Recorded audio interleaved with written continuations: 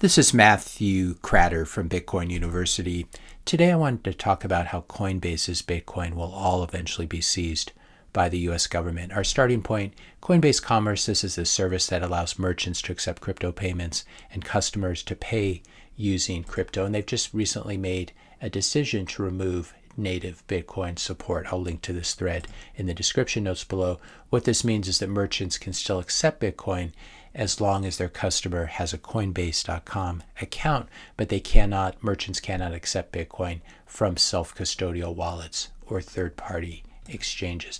At a basic level, this is obviously a terrible business decision, but as I think we'll see later in this video, the decision to try to keep customers trapped inside of the Coinbase ecosystem may not be being totally driven by business considerations. At a basic level, though, in terms of a business decision, many merchants as a result of this will dump Coinbase and switch to a different payment processing solution like Zaprite, or maybe they'll set up their own instance of BTC Pay Server, or else they'll just risk losing the business of wealthy Bitcoiners who don't want to keep their Bitcoin on Coinbase in order to be able to spend it. And so if you're a merchant and you're going to want these Bitcoiners as customers, you're going to need to allow them to pay using self-custody wallets, both on-chain and using Lightning. And this is what I do on my own website. If you click in the upper right-hand corner here, pay with BTC, it will take you to a checkout page where you could pay for my course using either Lightning or on-chain payments. I'm using a company called Zaprite. Zaprite is a very small startup. Somehow they've figured out how to allow people to pay using Bitcoin, and Coinbase says that they're not technologically capable of doing it. So that's pretty pathetic on Coinbase's part. Of course, here's a reminder from Predator, just a reminder that it's been over 10 months and Coinbase still hasn't integrated the Lightning Network. So you can't do Lightning Network withdrawals from your Coinbase account. This is from a company that's been around for over a decade, and they've managed to list every garbage coin, yet somehow they don't have time to put in Lightning. Francis Pouliot, who runs the BullBitcoin exchange, has a nice tweet here. Very poor excuse from Coinbase. Bitcoin does have smart contracts, but this has nothing to do with accepting on-chain or Lightning payments.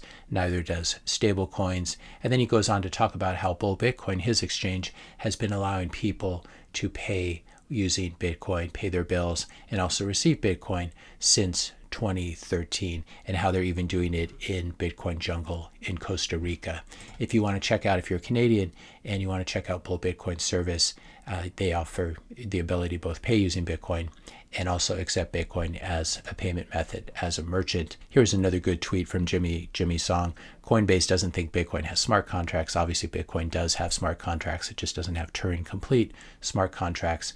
Coinbase has never been and never will be a tech company. It's a regulatory arbitrage, rent-seeking company, and they deserve every bit of scorn that they're getting.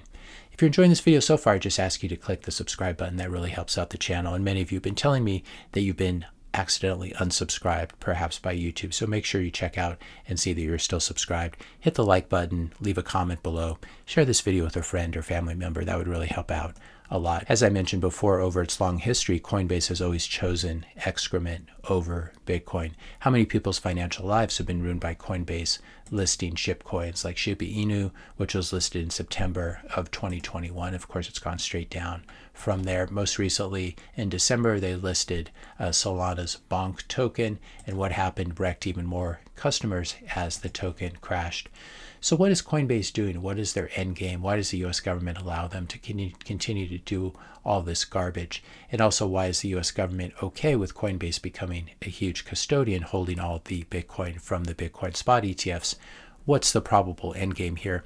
Well, I think whether Coinbase knows it or not, whether they're complicit or not, and these are always very difficult things to know for sure, but whether Coinbase is complicit or not, all the Bitcoin being held at Coinbase, I believe, is effectively already owned by the US government, and any Bitcoin left on Coinbase in an account will be seized in a 6102 type order.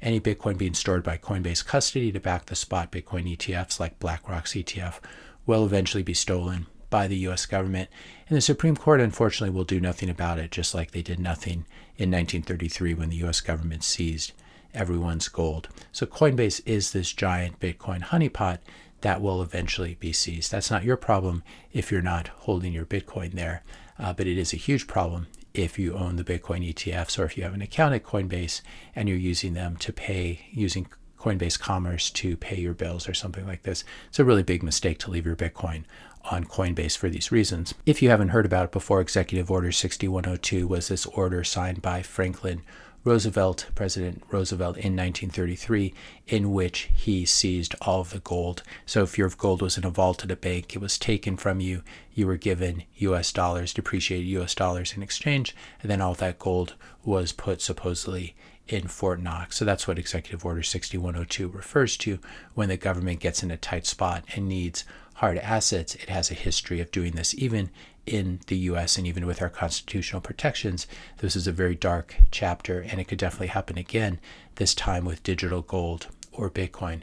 This is something we've been talking about on the channel for a couple of years. But I thought David Bailey had a great recent tweet here about how a modern 6102 on Bitcoin might go down. He writes in this tweet, within the next 6 years, Bitcoin hits parity with gold. I think we actually go beyond it by next cycle. That'd be 13 trillion, which is well in excess of, you can do the math, but it's well in excess of $500,000, $600,000 per Bitcoin. That 13 trillion in asset appreciation metastasizes through the economy and capital markets via massive credit expansion and accelerated consumer spending. 75% drawdown occurs. We wipe out 8+ trillion in collateral, resulting in a massive credit crunch and widespread asset liquidation. And then he talks about how 13 trillion would be a huge percentage of US GDP. During this crisis, we would vaporize a government, GSIB stands for something like government specified important bank. In other words, it's a too big to fail bank.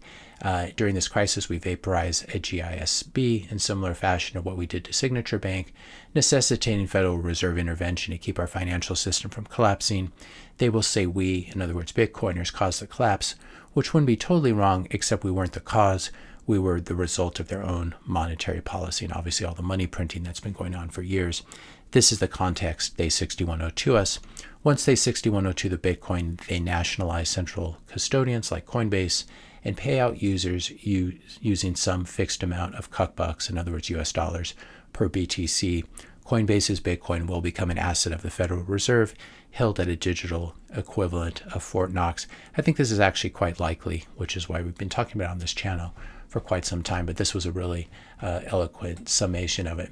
So how can you prepare for this personally? First of all, obviously learn how to withdraw your Bitcoin from an exchange. And if you didn't learn that during the last cycle with all the different exchanges like FTX collapsing, it's very important to learn it during this cycle.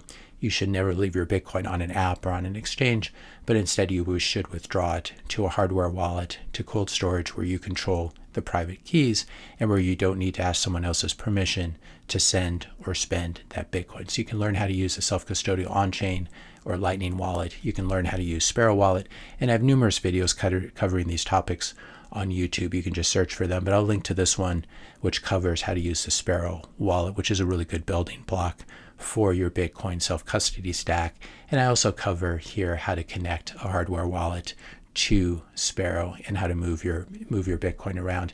If you want a more in-depth version too, you can check out my paid course after you've exhausted the free resources that I have on YouTube. Meanwhile, I wanted to wish all of you a happy President's Day, especially if you're in the US. This is a pretty good meme. That day in our history when George Washington traditionally went out looking for the best mattress sales.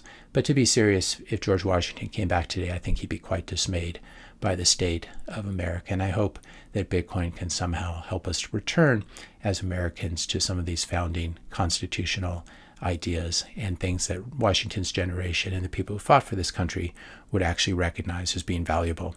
If you enjoyed this video, be sure to hit the subscribe and like buttons. Hit the notification bell if you want to be notified when I publish my next video. And let me know your questions and comments in the comment section below. Thanks a lot for watching, and I'll see you in the next video.